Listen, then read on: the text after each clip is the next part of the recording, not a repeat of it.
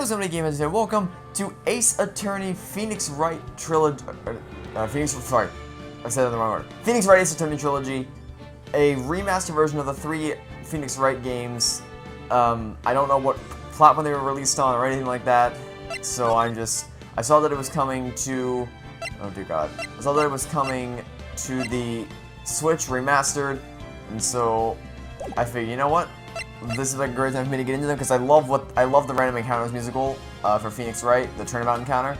So I figured I'd give the games a shot. Maybe I'll end up really liking them. Who knows? So our options are Ace Attorney, Justice for All, and Trials and Tribulations. We're gonna start with what I would presume to be the original Phoenix Wright Ace Attorney. Let's do it.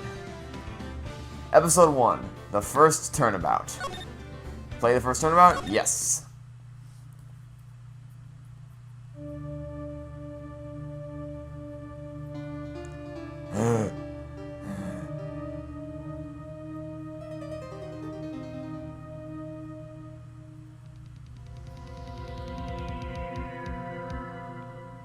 Why me? I can't get caught. Not like this. I've got to find someone to pin this on. Someone like him. I'll make it look like he did it.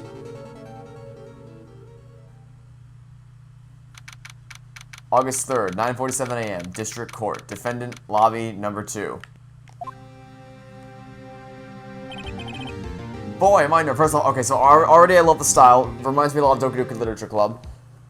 Court record. So this is like our evidence, I see.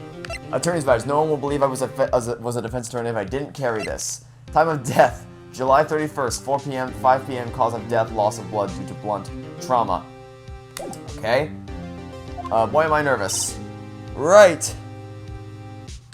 Oh, hi, Mia. Oh, hiya, Chief. Phew.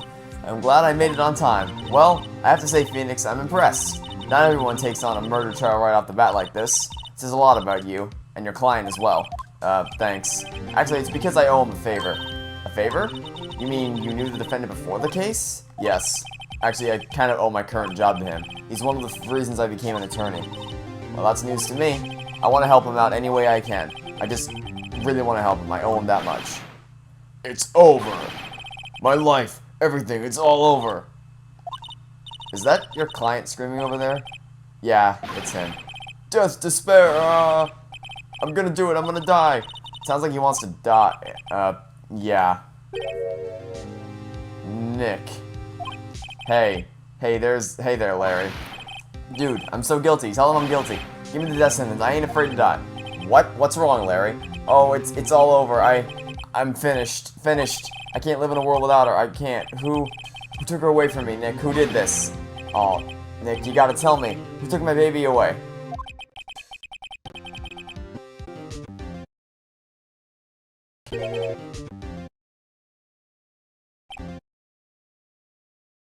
Hey there, Larry. Dude. My name is Phoenix Wright. Here's the story. My first case is a fairly simple one. A young woman was killed in her apartment. The guy they arrested was the unlucky sap dating her. Larry Butts, my best friend since grade school. Our school had a saying, when something smells, it's usually the butts. In the 23 years I've known him, it's usually been true. He has a knack for getting himself in trouble. One thing I can say though, it's usually not his fault. He just has terrible luck. But I know better than anyone that he's a good guy at heart. That and I owe him one, which is why I took the case to clear his name. And that's just what I'm gonna do. August 3rd, 10 a.m. District Court, courtroom number 2.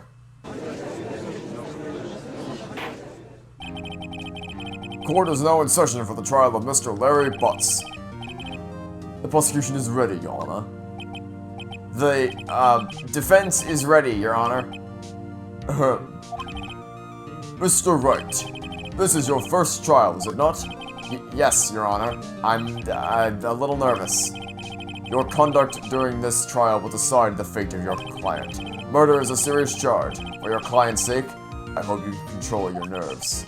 Thank you, Your Honor.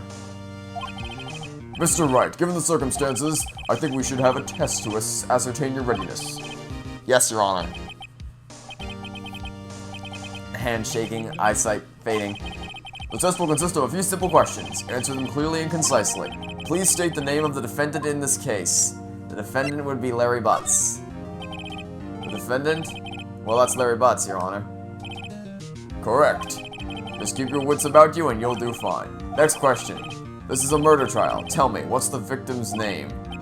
Phew, I know this one. Glad I read the case report covered so many times. I definitely did not do that.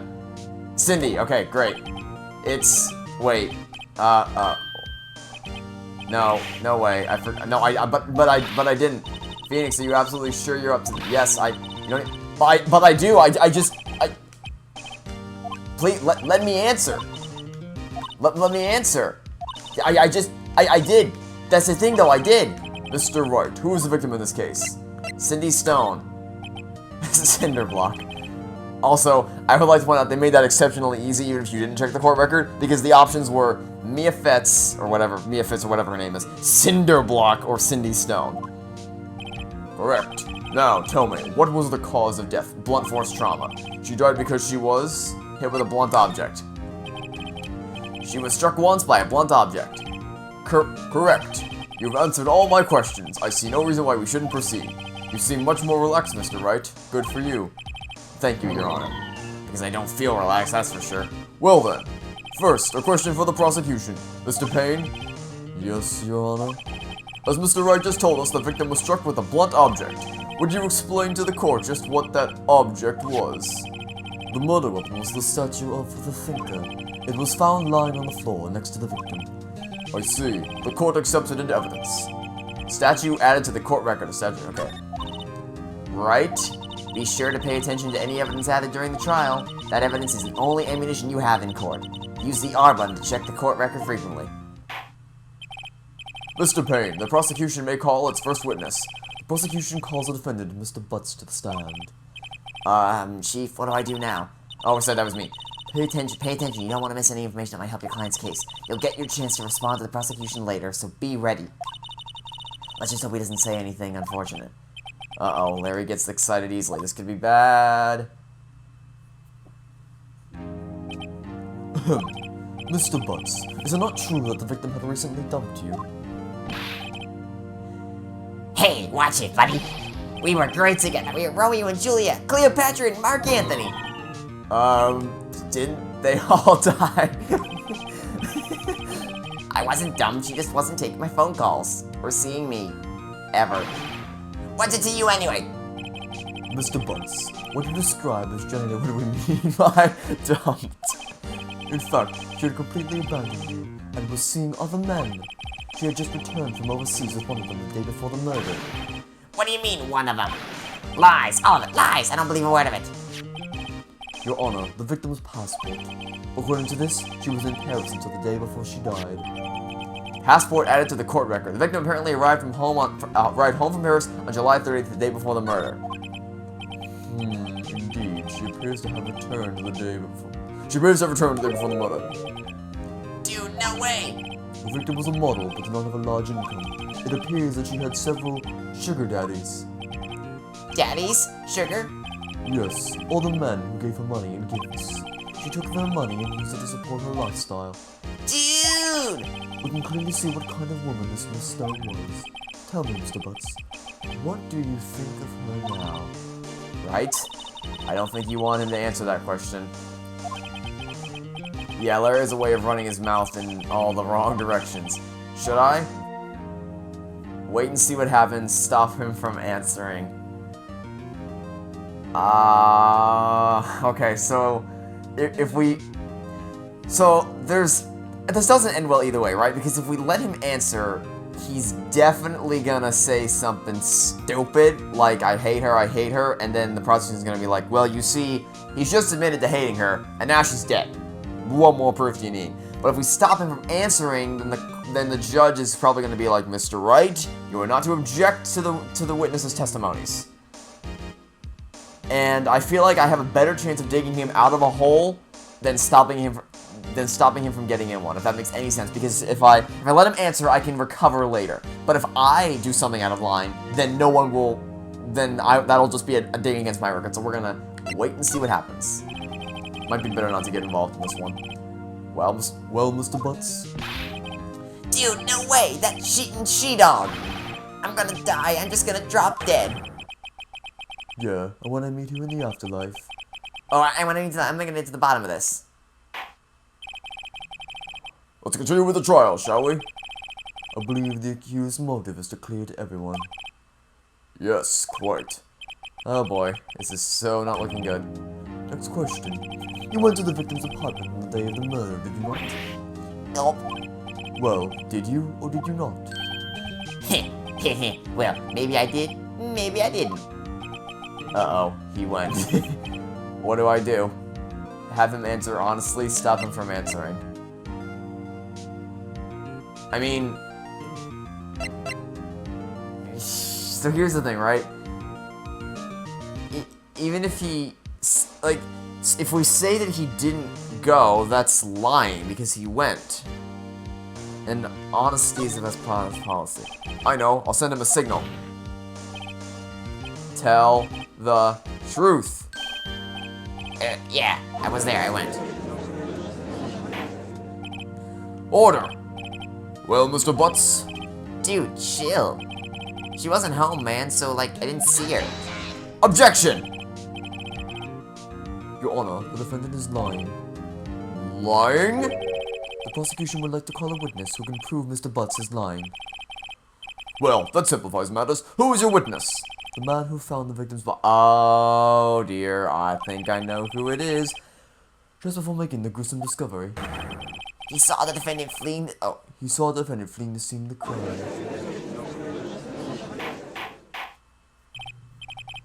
Order in the court. Mr. Payne, the prosecution may call its witness. Yes, Your Honor.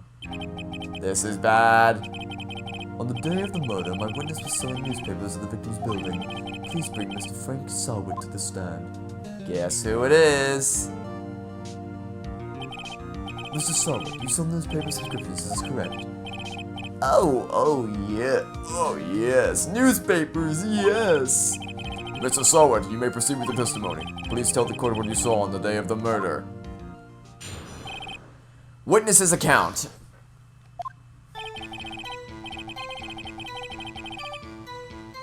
I was going door to door selling subscriptions when I saw a man fleeing an apartment. I thought he must be in a hurry because he left the door half open behind him. Thinking it strange, I looked inside the apartment.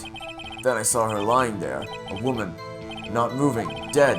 I quailed and frightened, found myself unable to go inside. I thought to call the police immediately. However, the phone in her apartment wasn't working. I went to a nearby park and found a public phone.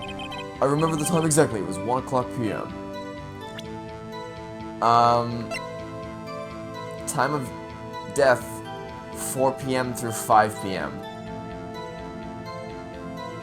Excuse me? Can we object to this? How could you possibly have called at 1 p.m. if the time of death happened between 4 and 5? I sense a liar. The man who ran was without a doubt the defendant sitting right over there. Larry, why didn't you tell the truth? I can't defend you against a testimony like that. Incidentally, why wasn't the phone in the victim's apartment working? Your Honor, at the time of the murder, there was a blackout in the building. Aren't phones supposed to work during a blackout? Yes, Your Honor. However, some cordless phones do not function normally. The phone that Mr. Sarwood used is one of those. Your Honor, I have a record of the blackout for your perusal. Electricity in Miss Stone's building was out from noon to 6 p.m. on the day of the crime. Okay, great. So that matches the testimony, but the other time does not. No, Mr. Wright. Yes, Your Honor. You may begin your cross-examination. Alright, right. This is it. The real deal. What exactly am I supposed to do? Why, you expose lies in testimony the witness just gave. Lies? Yes, of course he was lying. I mean, what's the most lying in his testimony? He's not really guilty. No, I know, I know exactly, I know what's in the evidence. I don't need to, I already did, I already did, yeah, I know how this works. You found him presented and rub it in the witness's face. Okay, open the court, point out the contradictions in the testimony. Okay, great. Cross-examination. Okay. I was going door to door selling subscriptions when I saw a man fleeing an apartment. So, is there more than just this? I didn't say for the thinker, it's rather heavy. Apparently arrived home in Paris on the day before the murder. This is the only inconsistency, I'm pretty sure. I thought he must be in a hurry because he left the door having behind him and looked aside. Like the woman not moving dead, unable to go inside, called the police immediately. Phone number wasn't working, and this is where we present. X button to present? Okay. Here we go. You found the body at 1 o'clock p.m. You're sure? Yes, it's 1 p.m. for sure. Frankly, I find that hard to believe. Your statement directly contradicts the autopsy report. It notes the time of death at sometime after 4 p.m. There was no body to find at 1 o'clock p.m. How do you explain this 3-hour gap? Oh, that! Objection! This is trivial. The witness merely forgot the time. Ah, he's sweating. He's sweating. He knows he's lying. After his testimony, I find that hard to believe. Mr. Sawit, why were you so certain that you found the body at 1 o'clock p.m.? Gee, that's a really good question. Great job, Wright. Way to put him on the spot. That's all you have to do. Point out contradictions. Lies always beget more lies. This is my kind of game. This is I love this. Wait, I remember now. Would you care to give your testimony again? We have to listen to this guy again?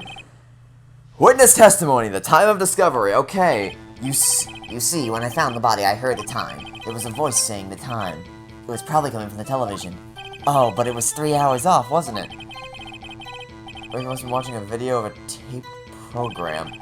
That's why I thought it was 1 o'clock. Terribly sorry about the misunderstanding. No! The electricity was cut to the building. What the hell do you mean? What the f***? The electricity was cut from the damn building. What do you mean? That's just silly. That's so silly. Okay, hold on. Yeah. Get to the part where you say. Get to your part where you say that the thing. Okay. Yeah. Coming to the television. Yeah. Well, guess what, buddy? The electricity was out. You pillock. Hold it right there. The prosecution has said there was a blackout at the time of the discovery, and this record proves it. You couldn't have heard a television or a video. The defense has a point. Do you have an explanation for this, Mr. Sawit? No, I find it quite puzzling myself. Quite. Wait, I remember now. Mr. Sawit, the court would prefer to hear an accurate testimony from the very beginning. These constant corrections are harming your credibility. That, and you seem rather... you seem rather distraught. My apologies, Your Honor. It must have been the shock of finding the body. Very well, Mr. Sawit. Let's hear your testimony once more, please. Good God. Are you ever gonna get it right? Actually, I didn't hear the time. I saw it. There was a table clock in the apartment, wasn't there? Yeah, the murder weapon. The killer used it to... Are you gonna try to tell me they used the clock to murder the victim? You saw a clock, I said would explain it.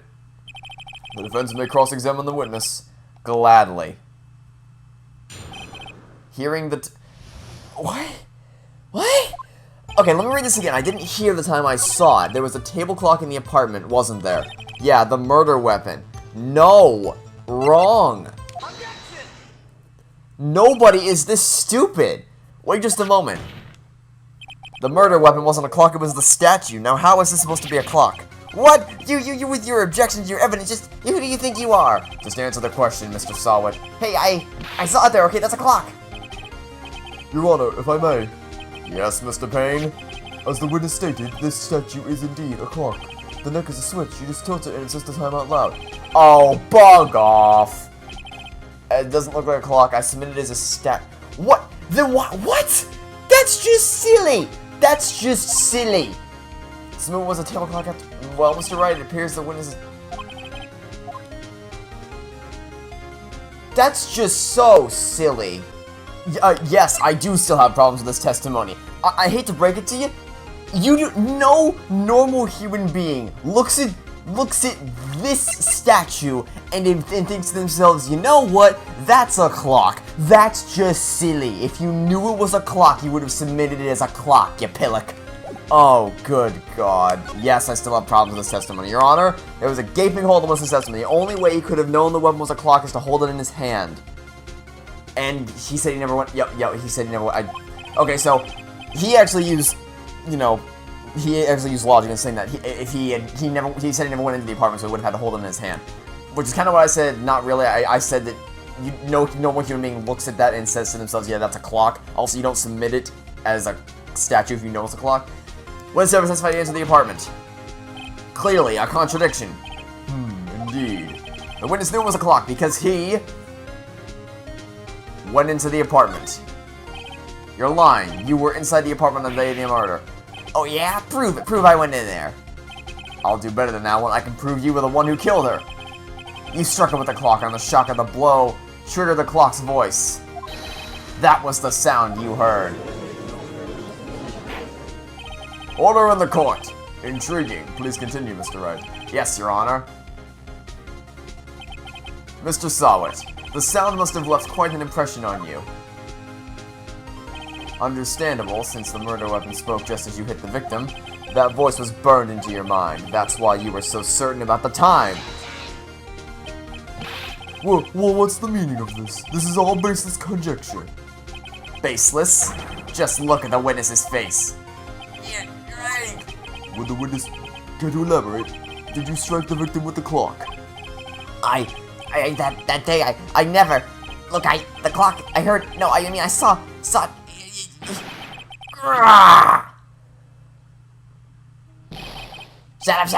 I hate you. It was him, I tell you. I saw him. He killed her, and he should burn. Burn, give him death. Order! Order in the court, I say. Your Honor, a moment please. There isn't a shred of evidence supporting the defense's claims. Mr. Wright. Your Honor? You claim the sound witness heard came from the clock. Do you have any evidence? The whole case is riding on this. I better think it through carefully. Your Honor, the sound Mr. Sawit heard was definitely this clock.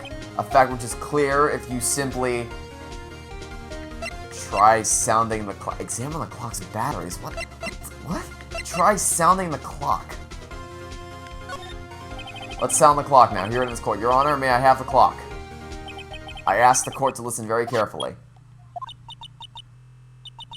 I think it's 8:25. That certainly is a strange way to announce the time. Well, he is the thinker after all. So, we've heard the clock. What are your conclusions, Mr. Wright? Mr. Payne, can you tell me what time it is now? It's 11:25. As you can see, this clock is exactly 3 hours slow! Precisely the discrepancy between what Mr. Sawit heard and the actual time of death. So, Mr. Sawit, try to talk your way out of this one. Ha ha ha! You forgot one thing. Uh-oh, what's he talking about now? While it may seem like that clock is running 3 hours slow, it proves nothing. How do you know it was running 3 hours slow on the day? Oh, bug off! Oh, bug off! If you can't prove that, you don't have a case. He's right. How am I gonna prove that? I was so close. Mr. Wright, it seems you lack the critical evidence to support your claim. Yes, Your Honor. This means I cannot let you indict the witness, unfortunately. This ends the cross-examination of Mr. Frank Sawit. I come all the way down here to testify, and look what happens. You treat me like a criminal. A criminal! You lawyers are all slime. I almost had him. Sorry, Larry, I failed you. There's nothing I can do about it now. Not so fast, Mr. Sawit. Chief, listen up, Wright. don't throw this one away. Not like this. Think. But Chief, it's over. I can't prove the clock was told the day of the murder. Nobody can prove that. Well, yes, but that still doesn't mean you can only think outside of the box. Simply some double defect. Assume the clock was 3 hours slow, and think through it. Ask yourself, why was the clock 3 hours slow? Figure out the reason, and you'll have your proof. Right? You can think of a reason why the clock would be 3 hours slow. Yeah, So if the clock was... Alright. Let's think of it this way. So electricity was out from noon to 6 p.m. Which means that if the clock was plugged into the... No, it wouldn't have... It was... Because it wasn't attached to anything. Right, because it's... Unless it was plugged into the wall and he took it out of the wall. Yeah, I'm gonna go with... So it's either he hit the victim on the head with it, and that caused it? No, that wouldn't make a whole sense. I'm guessing it has something to do with the power outage. Wait! Maybe I can prove it. You must have evidence somewhere that can prove it, right? Find it and let them have it. Well, Mr. Wright, you say the clock was already running slow on the day of the murder. Have you found evidence to support this claim? Of course. There's a piece of evidence in the court record that can prove my claim beyond a doubt. Ha! Tough words. Let's see you pull this one off. Let's see this evidence that proves that the clock was running slow. Okay.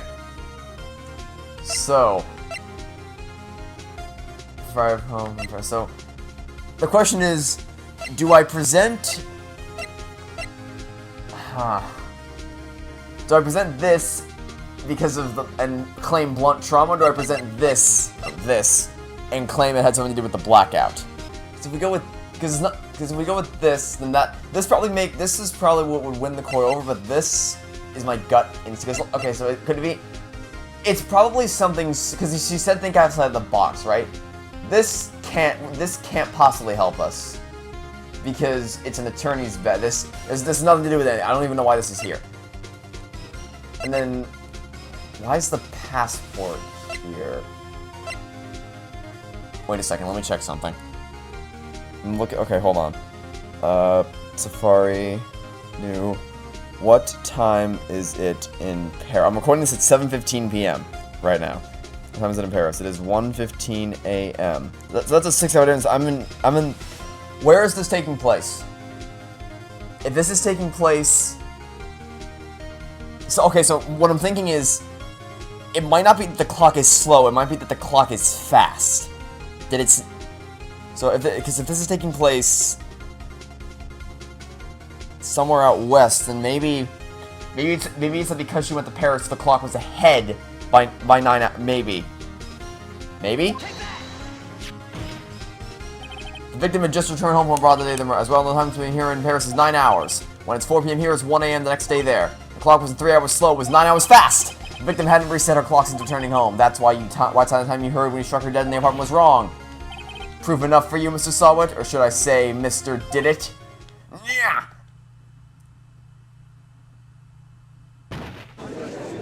Oh. That's nice. Order! Order, I say!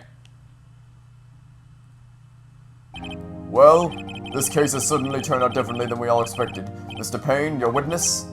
He was arrested and has been taken away, Your Honor. Very well. Mr. Wright? Yes, Your Honor? I have to say I'm impressed. I don't think I've ever seen someone complete a defense so quickly and find the true culprit at the same time. Thank you, Your Honor. At this point, this is only a formality, but this court finds the defendant, Mr. Larry Butts, not guilty.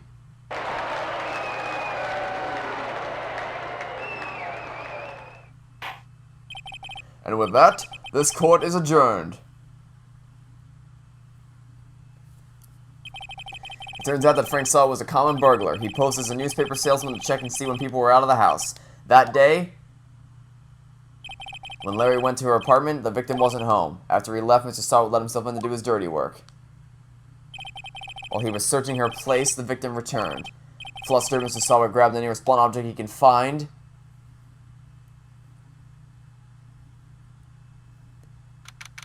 August 3rd, 2:32 p.m., District Court, Defendant Lobby number 2. Phew, I still can't believe we won. Right, good job in there. Congratulations. Thanks, Chief. I owe it all to you. Not at all, not at all. You fought your own battles in there. It's been a while since I've treated into trial such an end a satisfying note. Never seen the Chief looking this happy. If she's this glad, imagine how Larry must feel. My life is over. Larry, you're supposed to be happy. What's wrong now? Oh, Nick. Don't worry about me. I'll be dead and gone soon. Wait, no, I mean... Bad. Larry, you're innocent. The case is closed. But my Cindy Wendy's gone, man. Gone forever. Larry, she was a... never mind. Congratulations, Harry. Harry? Yes, you. I can practically see the headlines now. Harry Butts, innocent. Heck, thanks. I really owe you one. I wouldn't forget about this, ever. Let's celebrate dinner and movie my treat. Oh no, I couldn't. Hey, I was the one who got you off the hook. Oh, hey. Here, take this as a present. A present? For me? Wait. Wasn't this the evidence that... Actually, I made this clock for her. I made one for her and one for me. Really? You made this? Well, thank you. I'll keep it as a memento. Yo, Nick. Can you believe it? I was so into that chick, and she was just playing me for a fool. Don't that make you want to just cry? Larry? Are you so sure? Excuse me? I think she thought quite a lot of you in her own way. Nah, you don't gotta sympathize with me, it's okay. Oh, I'm not just sympathizing, really. Isn't that right? Don't you have something to show your friend? Something that proves how much you felt about him?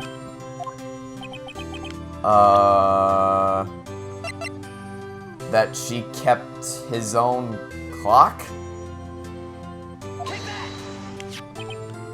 Prove that you weren't just some chump to her. What that clock? This is the clock you made for her earlier, and she took it with her when she traveled. Whatever, she's probably just needed a clock, that's all. Pretty heavy clock to take traveling. Well, make of it what you will. Hey, Nick. I'm glad I asked you to be my lawyer. Really, I am, thanks. Well, if that made him feel a little better. Right? I hope you see the importance of evidence now. Also, hopefully you realize things change depending on how you look at them.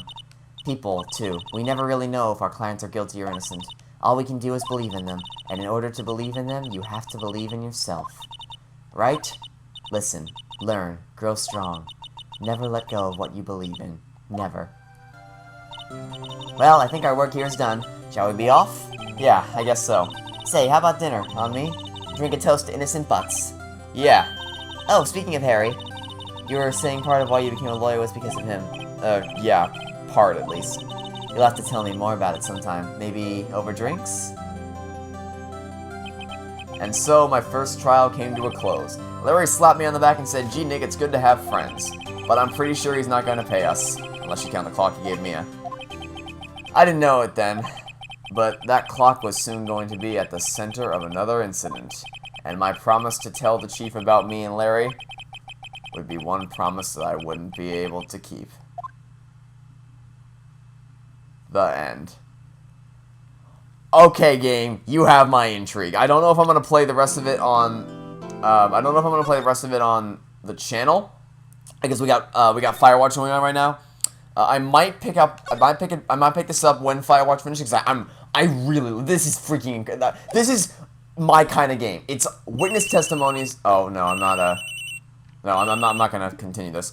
Listening to witness testimonies and figuring out the logical holes in them. Now, granted, that first episode was pretty easy. I think that's just because, first episode they tried to get people into it. I'm assuming it's gonna get a lot harder later, but I love this. So I love this already. So thank you everybody so much for watching. I hope you enjoyed. See you for the next episode. And until this minute game, I was signing off saying, hope you guys will down. Catch some more indie games. Goodbye.